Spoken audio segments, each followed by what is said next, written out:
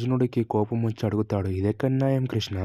ఎవరైతే నీకు నీళ్ళిచ్చారో నిండు నూరేళ్ళు చల్లగా ఉండని దీవించావు. కానీ ఎవరైతే ముసలైన నీ కోసం నీళ్లు తేవడం చేతకాలేదో తన కూతురులా భావించే బర్రెపాలిచ్చి మరి నీ దాహాన్ని తీర్చాడు. అలాంటి వ్యక్తిని నువ్వు ఎలా చనిపోమని రాస్తావు? ఏంటిది? ఏంటి కర్మ మాకు అని అర్జునుడు అడిగితే దానికి కృష్ణుడు నవ్వుతూ సమాధానం ఇచ్చాడు. అర్జున, నువ్వు అతను ఎంత మంచోడు అనుకుంటున్నావు కానీ తన పోయిన జన్మలో ఎన్ని చెడ్డ పనులు ఎన్ని పాపాలు చేస్తాడో నీకు తెలుసా?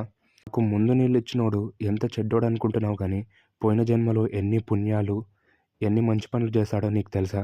భూమిపై పుట్టే ప్రతి మనిషి చెడ్డ పనులు చేస్తున్నందుకు మంచి జరుగుతుందని చెడ్డ పనులు చేస్తాడు కానీ తన పోయిన జన్మలో చేసిన మంచి పనుల కారణంగానే ఈ జన్మలో చెడ్డ పనులు చేస్తూ హాయిగా బతుకుతున్నాడు. పోయిన జన్మలో చెడ్డ పనులు చేసి ఈ జన్మలో మంచి పనులు చేస్తూ నరకాన్ని అనుభవిస్తున్నాడు కృష్ణుడు చెప్పాడు.